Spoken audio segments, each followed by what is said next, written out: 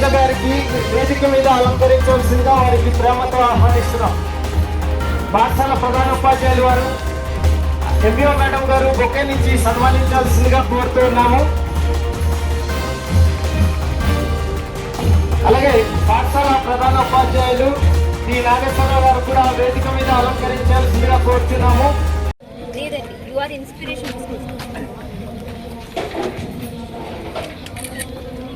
Thank you madam, thank you sir.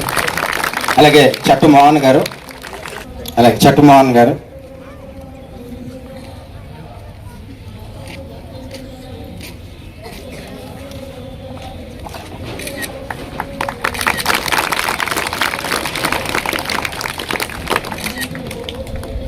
అలాగే డాయ గారు,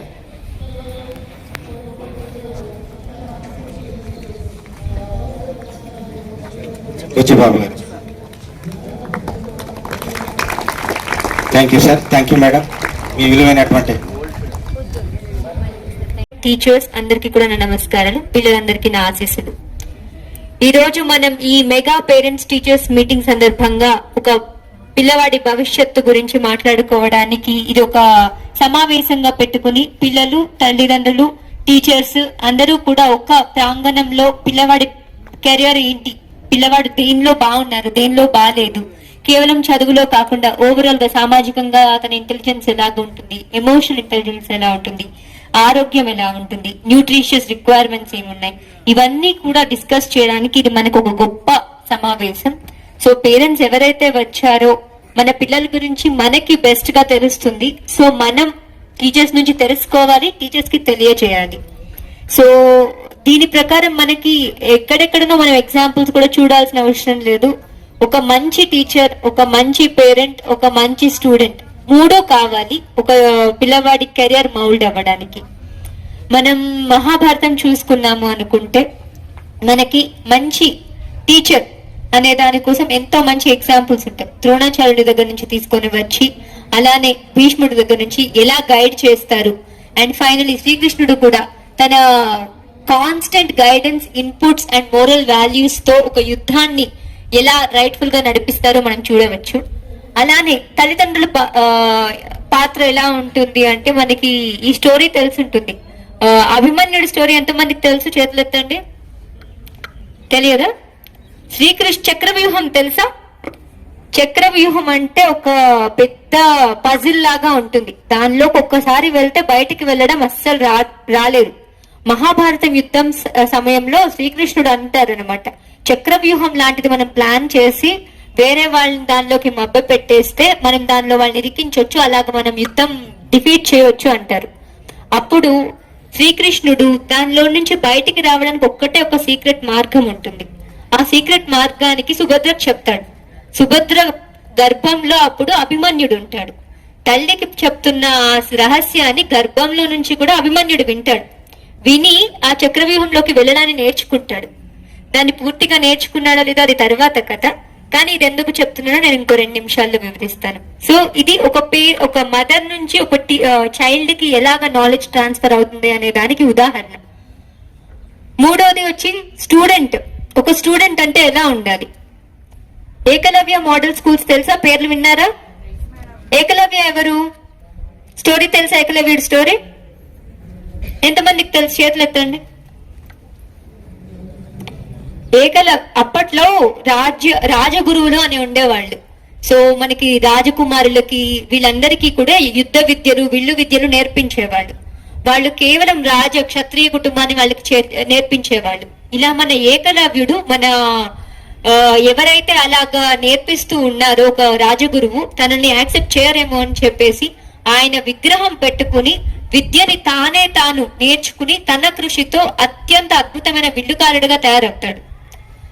సో ఇలాంటి అద్భుతమైన ఇంట్రెస్ట్, ప్యాషన్ అనేది ఏముంటుందో మనకి మహాభారతంలో తెలుస్తుంది.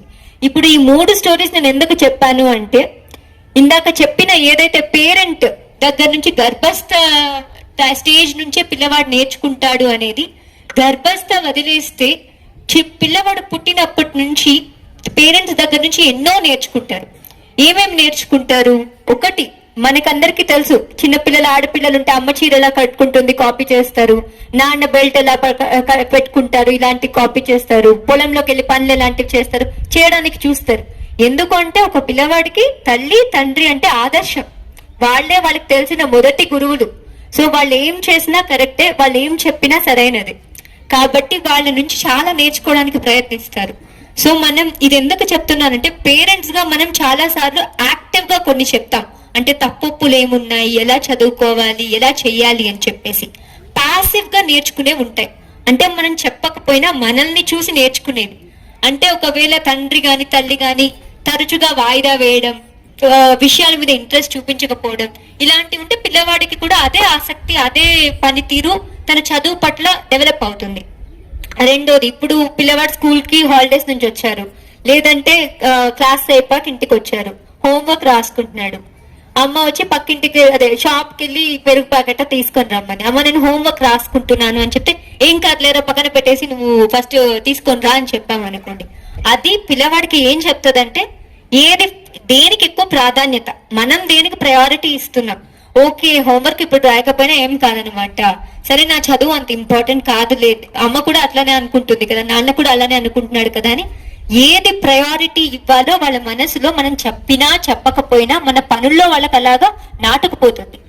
సెలవులు ఉన్నాయి, మీ అత్త వాళ్ళు అమ్మమ్మ వాళ్ళ ఇంటికో వెళ్ళాలి, అమ్మ లాస్ట్ ఎగ్జామ్ ఇంకా పోస్ట్ పోన్ అయింది, ఇంకో రోజు ఉందమ్మా లాస్ట్ ఎగ్జామ్ అంటే ఏముంది లేరా ఎగ్జామ్ వెళ్ళిపోదాము, ఇలా లేదంటే హాలిడేస్ అయిపోయాక ఇంకో 2 రోజులు ఉందా 3 రోజులు ఉందా, ఇవి ఏవైతే ఉన్నాయో పిల్లవాడికి చదువు ఎంత ఇంపార్టెంట్, మిగిలినవి ఎంత ఇంపార్టెంట్ అనేది వాళ్ళ మెంటల్ గా సెటిల్ అయిపోతూ ఉంటుంది. సో ఇవి ఏవైతే చైల్డ్ అబ్జర్వేషన్ ద్వారా ఎలా అయితే గర్భస్థ శిశువులో నేర్చుకున్నట్టు వాళ్ళు మనం చెప్పకపోయినా ఏం నేర్చుకుంటారో మనం జాగ్రత్తగా ఉండాలి. మనం వాళ్ళకి చూపించి నేర్పించేవే ఉన్నాయో మనం చక్కగా నేర్పించగలిగితే పిల్లవాడికి ఆ పట్టుదల, ఆ ప్యాషన్ అనేది అలవడుతుంది. సో ఈ రోజు వచ్చిన పేరెంట్స్ అందరూ కూడా ఇది గుర్తు పెట్టుకోవాలి, మనం వాళ్ళ చదువుకి ప్రయారిటీ ఇస్తే వాళ్ళు వాళ్ళ చదువుకి ప్రయారిటీ ఇస్తారు. అలానే ఇక్కడ ఉన్న టీచర్స్ కూడా మనకి పిల్లవాళ్ళ గురించి చాలా కొంచెం ఆస్పెక్ట్ తెలుస్తుంది. మనం అనుకుంటాం రోజులో మాక్సిమం మన దగ్గరే స్పెండ్ చేస్తారు, మన దగ్గరే ఉంటారు అని చెప్పేసి. ఒక చైల్డ్ వాళ్ళ పేరెంట్ దగ్గర అయ్యి వల్నరబుల్ అయ్యే చెప్పేది ఒక మదర్ దగ్గర చెప్పుకోగలిగింది ఇంకెవరి దగ్గర చెప్పుకోలేదు.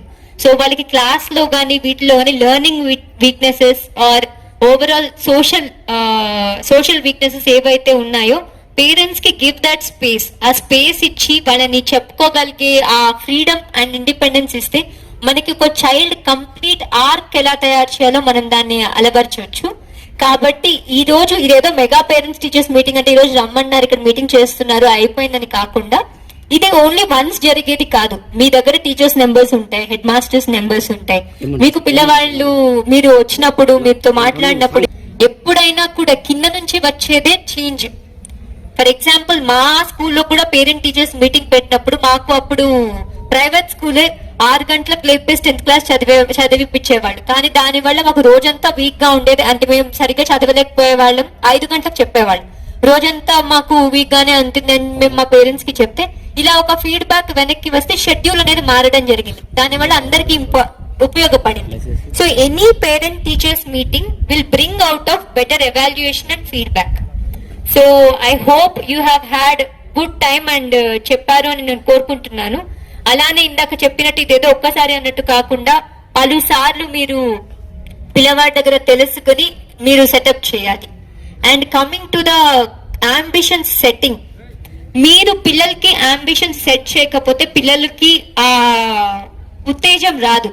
అంటే ఇప్పుడు మీరు టీచర్స్ అడుగుతారు ఏం అంబిషన్ అని చెప్పేసి, మీలో పేరెంట్స్ లో ఎంతమంది పేపర్ గానీ న్యూస్ గానీ చూస్తారు? ఒకసారి చేతులు ఎత్తండి. Parents very good. ఒకరేనా? న్యూస్ కూడా చూడరు, యూట్యూబ్ లో చూస్తూ ఉంటారు కదా, అక్కడ ఇదండి. Very good, very good. Okay,